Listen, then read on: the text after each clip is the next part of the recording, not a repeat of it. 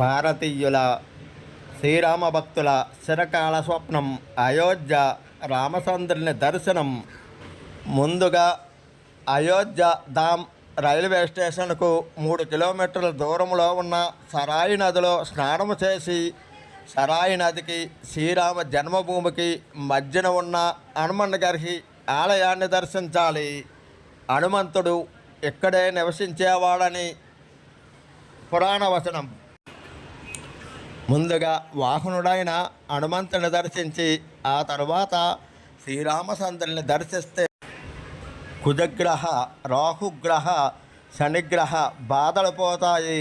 సూర్యబలం కలిగి అయోధ్య శ్రీరామచంద్రుని దర్శించిన వారికి రామరాజ్యం వల్లే సర్వసౌఖ్యాలు కలుగుతాయి.